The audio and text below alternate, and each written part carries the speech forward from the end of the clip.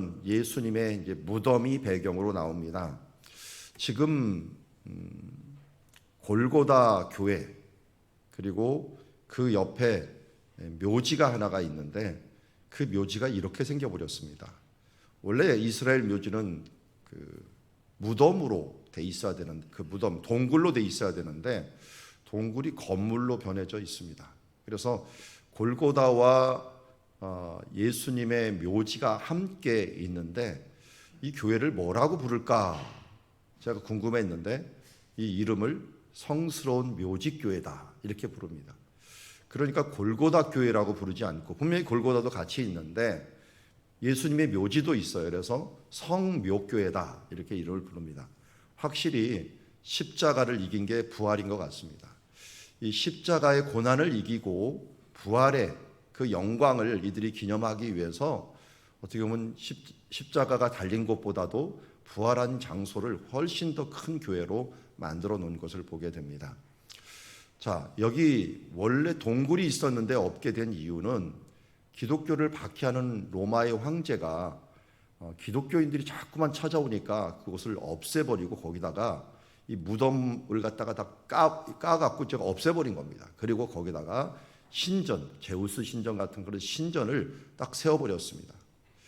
그리고서 몇백 년 뒤에 기독교가 공인이 되고 황제조차도 예수를 믿고 황제의 어머니, 특별히 콘스탄틴 대제의 어머니 헬레나 여사가 이곳을 방문해 보고서 이곳에 예전에 예수님이 무덤이 있었다라는 사실들을 그 신전 때문에 알게 되었어요. 그래서 그 신전을 바꿔서 예수님의 묘지 교회로 만들어 놓기 시작한 것이 지금까지 이르게 되었습니다. 그러니까 벌써 323년에 기독교가 공인이 되고 한 340년경에 이게 지어졌으니까 2000년가량 된 교회라고 할 수가 있습니다. 그 교회가 지금도 남아 있으면서 부활의 현장을 기념하고 있게 됩니다. 이거는 제가 한 2019년 코로나 전에 찍었고요. 작년에 코로나 때 이제 2월 달이죠. 2월 달 안식년을 맞아서 갔을 때 이제 광경입니다. 여전히 코로나 중에서도 사람들은 굉장히 많이 찾아오는 광경을 보았고 이 부활의 영광의 빛을 비치는 그 시기에 저도 이 자리에 있었던 적이 생각이 납니다. 자, 오늘 말씀 보면은 예수님의 부활이 가져온 변화를 우리 한 세 가지 정도로 볼 수가 있습니다. 첫 번째는 뭘까요? 절망을 소망으로 바꾸게 되었습니다.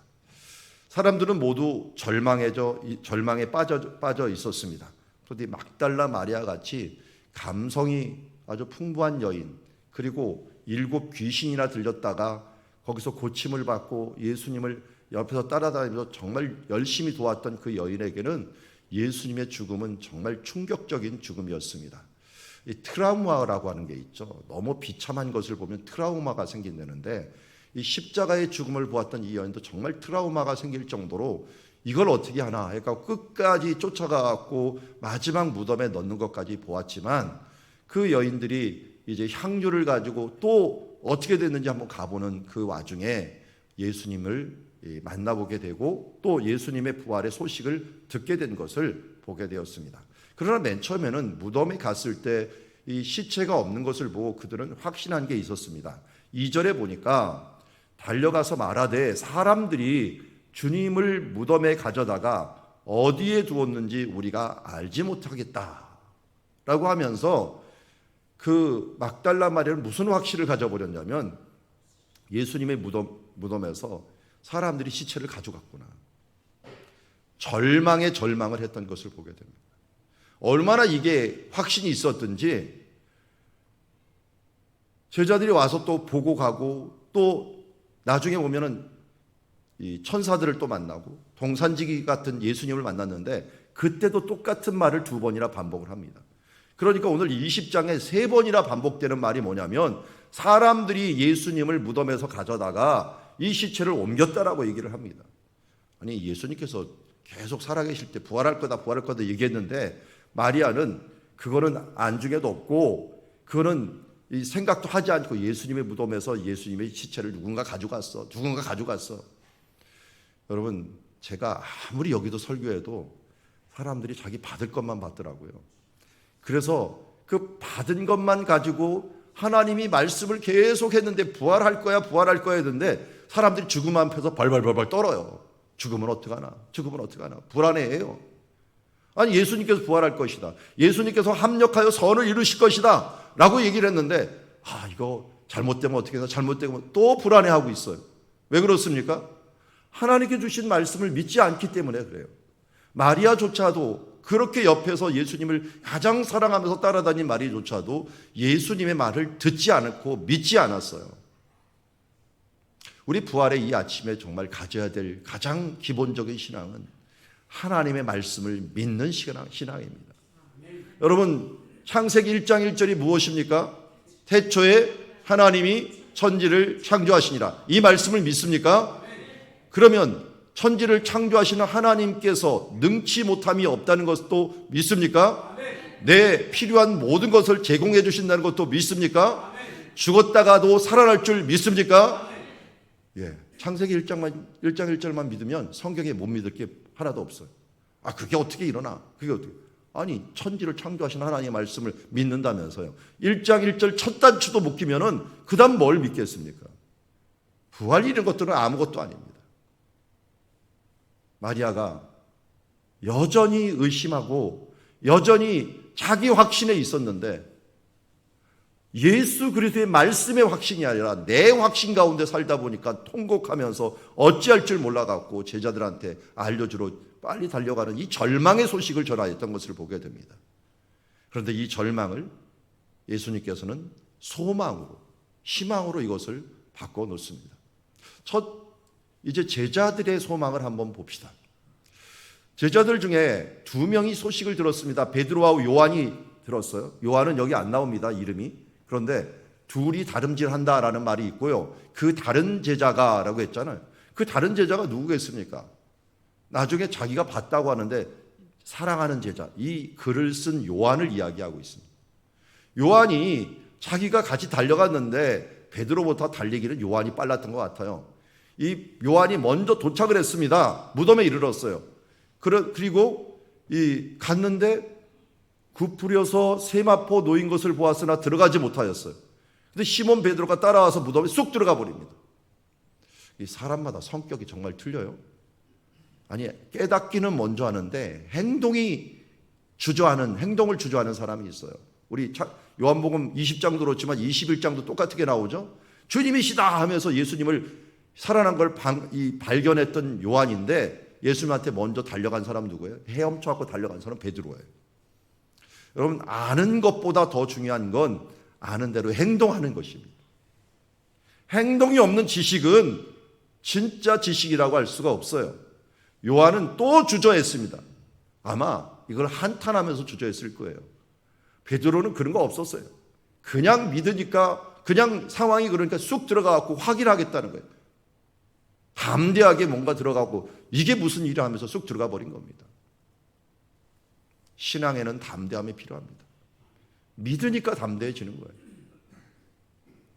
자, 시몬 베드로는 따라와서 무덤에 쑥 들어가 버린 겁니다. 여기는 무덤에 들어가 보니라고 아니라 제가 앞에다가 뭘 집어넣는다면 쑥이라는 말을 들어갈 수 있을 것 같아요. 쑥 들어가 보니 세마포가 놓였다.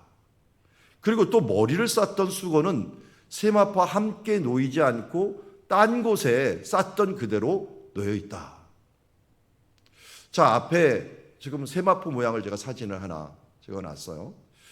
이스라엘에 서서 봤더니 그 기독교인들이 이런 식으로 놓여 있을 것이다, 원래는. 그런데 머리 부분은 따로 쌌기 때문에 이 세마포, 몸에 있는 세마포하고 부활했을 때는 이 머리 있는 이 수건하고는 떨어져서 이렇게 발견이 됐다고 합니다. 이 기독교의 이 부활을 말도 안 되는 일이다 하면서 이성적으로 도저히 납득이 안 되는 것들은 이거는 있을 수 없는 일이다 하면서 어떤 의사가, 미국에 하는 의사가 이걸 한번 그러면 내가 부활이 가짜라는 걸 문서적으로나 이 모든 것을 한번 정리를 해보겠다면서 정리하기 시작했다고 합니다. 그러다가 예수를 더 믿게 되는 일들이 발생했답니다. 왜냐하면 이 성경에 있는 이 원어를 살펴봤대요. 세마포가 놓였고 쌌던 대로 놓여 있다. 이 표현이 어떤 표현이냐면 몸을 예수님이 죽으면 우리는 관을 쓰잖아요. 근데 이스라엘은 관을 쓰는 게 아니라 이 시체를 그냥 두르는 것들로 대신하고 끝나요. 관이 없습니다. 그냥 이렇게 돌침대에 놓여놓는 것으로 대신합니다. 근데 우리나라도 이 입관을 할 때 이런 식으로 하는데 우리는 옷을 입잖아요. 이때는 세마포 이렇게 쑥쑥 싸게 됩니다. 싸는데 만약 사람이 살아났으면 어떻게 되냐면 이 세마포를 누군가 풀어줘야 돼요. 나사로 살아났을 때 기억나십니까? 예수님이 뭐라고 말씀하냐면 풀어나 다니게 하라라고 하는 말을 해요. 아니 이렇게 살아나도 이게 꽉 조여놨으니 어떻게 일어나겠어요? 그러면 일어나려면 어떻게 됩니까? 이걸 줄줄줄 빼야죠. 빼든지 찢든지 해야지 내가 밖으로 나올 거 아닙니까? 그런데 세마포가 이렇게 이 원어상으로 보면 이렇게 돌돌돌 말린 채로 그대로 쌓여 있다는 거예요. 그리고 이 얼굴을 쌌던 것도 그대로 쌌던 대로 놓여 있다는 거예요. 아니 사람이 만약 살아나갖고 뭔가 나오려면 이게 뭘 행동을 해야 되는 행동한 이런 흔적이 없다는 겁니다. 그걸 지금 베드로하고 요한이 와서 본 거예요. 뭔가 몸이 싹 빠져나온 거예요. 새로운 몸이 되고 싹 빠져나온 거예요. 이게 조금 있다 보면은 예수님이 이 제자들이 있는데 나타날 때하고 똑같아요. 제자들은 문을 꽉꽉 닫았어요. 유대인들을 두려워해서. 그런데 예수님이 닫힌 곳을 쑥 들어와 버려요. 부활의 몸이 이렇게 신비의 몸입니다. 분명히 거기다가 또 사람들은 이 두려워해갖고 예수님이 뭐 도마도 말합니다. 네, 그거는 너희가 환상을 본 걸 거야. 근데 예수님 만져보라고 합니다. 아니 만질 수 있는 몸입니다. 또 21장에서 같이 식사도 합니다. 그런 몸인데도 닫혀있는 것을 통과하고 세마포에서 싹 빠져나오고 이런 몸을 가지는 분이 된 거예요. 그래서 그 사람이 법의학적으로 이것은 증명할 수 없는 사실이다. 부활이 아니고는 사람들이 이것을 봤다는 것, 이걸 본 걸 가지고서 목숨 걸고 이것을 증명했다는 것, 사람들에게 알려준다는 것, 이거는 보지 않은 사람, 확실하지 않은 사람이 말할 수 없는 거다라고 하는 것을 그가 다시 정리하게 된 것입니다. 의심 많은 사람들은 차라리 성경을 열심히 연구하다가 이 잘못되었다는 걸 밝히려다가 결국은 어설프게 성경이 거짓말이라고 하지 말라면, 그러면 진짜 달려 들어보라는 말입니다. 아니면 처음부터 그냥 믿어버리든지요. 괜히 개고생하지 말고. 예수 그리스도의 부활은 이렇게 확실하게 우리 가운데 나타났다는 것을 우리는 보게 됩니다.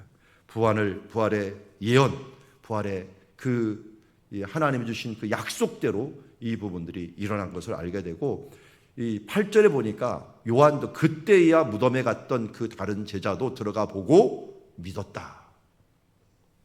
1차로 뭘 믿었냐? 시체가 진짜 없어졌구나. 그런데 세마포는 그대로 있고 싹 없어졌으니까 깜짝 놀란 거예요. 그리고 시간이 지난 다음에 잘 생각해도 왜 없어졌지? 아, 예수가 부활했구나. 예수님이 부활했구나 하는 것들을 더 확신 있게 알 수가 있는 것입니다. 그래서 제자들에게도 점점 소망이 차오르게 되었다는 것입니다. 그런데 마리아는 여전히 그 부분을 보고 이해가 안 되었어요. 그래서 동산지기 같은 사람이 옆에 있어갖고 그에게, 아니 예수님의 시체를 가져갔으면 제발 어디에 두었는지 좀 알려달라고 했더니 예수님께서 얼굴을 보여주셨는데도 모릅니다. 왜? 부활하신 몸이 조금 틀렸어요. 그 얼굴도 좀 달랐어요. 자세히 보면 아는데 어떻게 남정네 얼굴을 자세히 봅니까? 그냥 둘둘둘 아침에 추우니까 말려 있으니까 그냥 대충 보고서 좀 동산지기 같으니까 좀 어디 데려갔는지 좀 알려달라고 또 얘기를 한 거예요. 그랬더니 예수님이 자기를 못 알아보는 마리아에게 마리아야 라고 하는 말을 합니다. 여러분, 이 마리아야 하는 이 한마디가 마리아의 그 믿음을 일깨웁니다. 그러면서 히브리 말로 랍비요, 선생님이요, 당신이셨습니까? 하면서 예수님이 부활했음을 그때야 깨닫게 되었습니다. 그러면 예수님을 막 붙들려고 하니까 나를 붙들지 말라. 내가 아직 아버지께로 올라가지 아니하였노라. 너는 내 형제들에게 가서 이르되 내가 내 아버지 곧 내 아버지 내 하나님 곧 너희 하나님께 올라간다 하라. 그래서 막달라 마리아가 가서 예수 제자들에게 확신 있게 얘기합니다. 내가 부활하신 주님을 보았다. 여러분, 양은 목자의 음성을 압니다. 양에게 가장 뛰어난 기능이 하나 있다면 듣는 기능입니다. 그래서 우리를 성경에서는 양이라고 부릅니다. 너희들의 음성을 들을 수 있다. 하나님의 음성을 들을 수 있다는 겁니다. 하나님의 말씀을 듣고 너는 깨우칠 수 있다는 것입니다. 성경에 보면은 아브라함아 아브라함아 모세야 사무엘아 삭개오야 사울아 마리아야 부르는 이 음성 하나로 사람들이 변화된 역사를 보게 됩니다. 우리 이름을 아시는 하나님께서 오늘도 우리를 부르고 계십니다. 우리의 변화는 예수 그리스도의 이 부르심부터 오게 됩니다. 여러분, 여기에서 우리 예수를 믿을 때 예수님께서 나를 부르신다고 하는 그 부르셨다라고 하는 그 확신이 없는 사람들은 빨리 그 음성, 그 말씀에 그 이 마리아야 하는 이 말처럼 나를 부르시는 예수 그리스도의 음성을 들을 줄 알아야 돼요.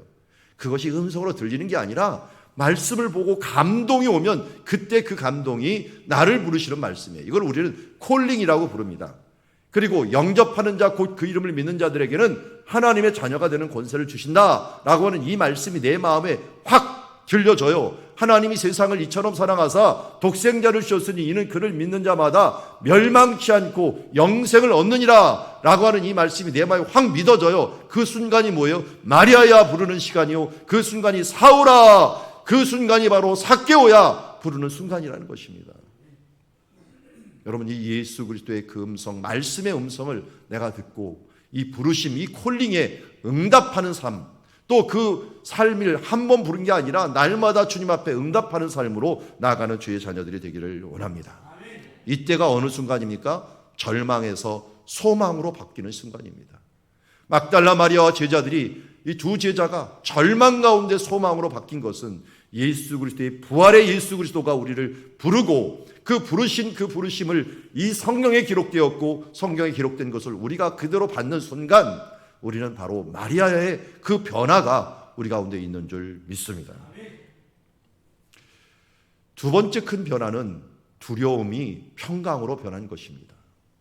예수님께서는 두려워하는 제자들에게 다가오사 첫 번째로 하신 말씀이 뭡니까? 너희에게 평강이 있을지어다. 히브리 말로는 뭐라 그럴까요? 이스라엘 말로는 아주 간단한 샬롬. 우리 한번 해봅시다. 옆에 있는 분들한테 부활하신 예수님 척하면서 샬롬, 샬롬. 네, 예수님에서 샬롬을 두 번 하십니다. 맨 앞에서 무조건 모인들 가운데 샬롬 레헴, 너희들에게 평강이 있을지어다 라고 말한 다음에 그 다음에 예수님께서 손과 옆구리를 보여주십니다. 왜 보여주실까요? 19절에 보니까 제자들이 예수님의 부활의 소식을 막달라 마리아로부터 들었는데 두려워하는 거예요. 아니, 부활의 소식을 듣는데 왜 두려워했을까요? 아직 확실한 믿음이 생긴 게 아니에요. 그냥 아는 것만으로 충분하지 않습니다. 우리 가운데 예수 그리스도는 충분한 확신이 있어야 되는데 예수님이 확신을 줍니다. 손과 옆구리를 보여주면서 내가 진정으로 부활했다. 여러분, 2000년 전에 예수 그리스도의 부활을 본 많은 사람들이 있었지만 믿지 않은 사람들이 있어요. 그런데 제자들은 손과 옆구리를 보면서 예수님을 보고 기뻐했습니다. 우리에게는 예수님의 부활을 더 자세히 보여줍니다. 성경에서 많은 증인들이 보았던, 일부 각자가 보았던 게 아니라 500명이 모두 보았던 말씀들을 성경에 다 기록하고 있어요. 그리고 그 기록한 말씀이 진짜라는 걸 이 사람들이 죽으면서까지도 증명을 해버립니다. 이 부활의 소식을 전하다가 다 순교를 해버렸습니다. 내가 목숨을 걸고 내가 본 것을 어떻게 증명하지 않을 수 없느냐. 난 거짓말 못한다. 나는 예수 그리스도의 부활을 보았다 라고 하면서 순교를 한 거예요. 그 사람들의 글이 기록되어 있고 우리는 그것을 믿음으로 받는 것입니다. 그러다 보니까 사람들이 그것을 보고 기뻐하였더라. 20절에 주를 보고 기뻐하는 교회. 우리 2020년에 우리 교회 표어가 뭔지 아시죠? 주를 보고 기뻐하는 교회가 여기 나온 겁니다. 20장 20절 주를 보고 기뻐하더라. 그리고 1층에 우리 로비에 내가면 2020년 아직 그 표가 현수막으로 남아 있습니다. 주를 보고 기뻐하는 교회. 우리가 부활의 주님을 보고 기뻐하는 교회가 되기를 원합니다. 다음에 예수님께서 또 한 번 말씀합니다. 너에게 평강이 있을지어다. 왜 이렇게 평강을 계속 강조하는 것일까요? 예수 그리스도의 부활은 우리에게 평강을 가져왔습니다. 두려움에서 평강으로 우리의 삶을 바꿔놓았습니다. 그래서 성령의 생각은, 육신의 생각은 사망이지만 성령의 생각은 어떤 것이라고요? 생명과 평안이다. 우리가 매일같이 제사장의 축복을 합니다. 저도 오늘 아들을 깨울 때 제사장의 축복을 했어요. 그 축복의 마지막이 뭔지 압니까? 주께서 얼굴을 내게 향하여 두사 내게 평강 주시기를 원하노라. 하나님께서 우리에게 원하시는 것이 바로 평강입니다. 그런데 이 평강이 그냥 오는 것이 아니에요. 여기 보니까 예수님께서 너희가 평강인 가운데 살 방법을 알려주겠다 하면서 아버지께서 나를 보내신 것 같이 나도 너희를 보내노라. 이 부활의 소식을 나만 들은 게 아니라 너희도 이제 보았으니까 너희도 아버지께서 받은 그 사명을 가지고 이 부활의 신앙을 사방에 가서 전하여라. 그럴 때 평강이 오나요? 예, 그때 평강이 옵니다. 성령의 생각을 따를 때, 하나님의 말씀을 따를 때 우리가 평강이 옵니다. 그런데 나는 못하는데요? 두려운데요? 그러니까 22절에 예수님께서 말씀합니다. 그들을 향하여 숨을 내쉬며 이르되 성령을 그러니까 받아라. 여러분, 우리가 어떻게 태어났습니까? 인간이 태어날 때 하나님이 인간을 만들 때 그곳에 뭘 부어 넣으셨다 그랬어요? 생령, 생기를 불어 넣으셨다. 생기라는 것은 이 살아있는 바람을 그 가운데 불어 넣으셨다는 거예요. 바람이라는 것과 영혼을 똑같은 단어를 씁니다. 그래서 예수님께서 숨을 하면서 숨을 내셨다라고 하는 것들은 그들에게 이제 새로운 영을 불어 넣으시면서 이 성령이 너희 가운데 임하게 되면 너희가 권능을 받고 예루살렘과 온 유다와 사마리아 땅끝까지로 예수님의 증인이 된다라고 말씀하고 있습니다. 여러분, 에스겔의 환상처럼 하나님께서 마른 뼈와 같은 자녀들에게도 생기를 불어넣으실 때 그들이 살아났습니다. 홍수 가운데 모든 만물이 죽었을 때 바람이 불어와서 그들을 다시 말리면서 새롭게 그들을 살려놓았습니다. 홍해 가운데 사람들이 죽기 직전에 하나님께서는 바람으로 그들을 그 바다를 가르시면서 이스라엘 백성들을 구원의 백성으로 다시 한번 일으켜 놓았습니다.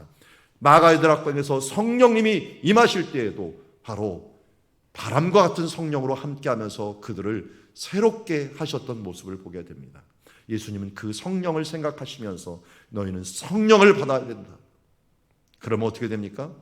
우리 가운데 권능을 받고 하나님이 주신 사명을 이룰 때 우리 가운데 참된 기쁨과 평강이 이루어지는 줄 믿습니다. 아멘.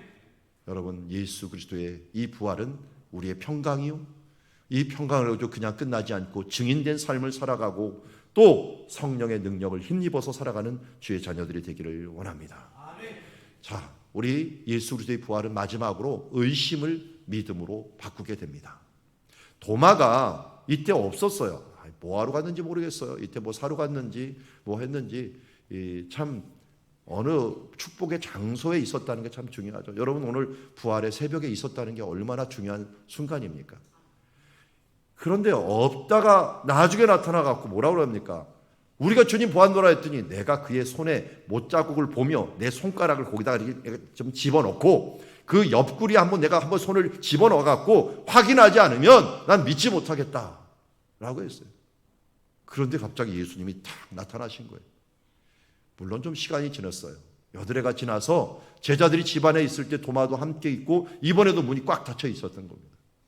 그런데 예수님이 나타나서 또 뭐라고 얘기합니까? 너에게 평강이 있을지어다 하면서 도마에게 말합니다. 내 손가락을 이리 내밀어서 내 손을 보고 내 손을 내밀어 내 옆구리에 넣어보라. 그러면서 말씀합니다. 믿음 없는 자가 되지 말고 믿는 자가 되어라. 그러자 도마의 유명한 말이 나오죠. 이거 전도 폭발에도 외우던 말인데요. 도마가 그때서야 나의 주님이 되시고 나의 하나님이십니다. 여러분, 이 고백은 정말 의심 많았던 도마가 우리한테 당신들 대신에 내가 확인했습니다. 그러니까 예수님 의심하지 마세요. 내가 손가락으로 비벼 넣어봤고 확인해봤고 눈 위로 완전히 뚫어지게 쳐다봐봤어요. 그랬더니 예수님께서 말씀합니다. 나를 본고로 믿느냐? 보지 못하고 믿는 자들이 더 복되다. 여러분, 우리가 지금 예수 그리스도의 부활을 성경으로 보고 성경으로 여러 증명으로 다 보았습니다. 이 증명이 있으면 법정에도 가면은 이 법이 분명하게 드러날 수가 있어요. 법정에도 뭡니까? 증거로 가지고 하죠. 그런데 그 기록된 증인들의 말들이 가장 중요해요. 증인들의 말들이 500명이나 된대요. 여러분, 500명이나 되는 증인들이 있는데 뭘 의심하겠어요? 그러니 우리 보고 말하는 겁니다. 증인들이 이렇게 많으니 너는 내가 직접 본 거 말고 보지 못하고도 이 말씀을 듣고서 내가 믿는 자들이 정말 복되구나. 우리는 제자들보다 더 복된 사람이 되었습니다. 그러면서 예수님께서는 이렇게 부활하신 다음에 이 부활의 끝을 가지고 이제 요한복음에 그 결론을 냅니다.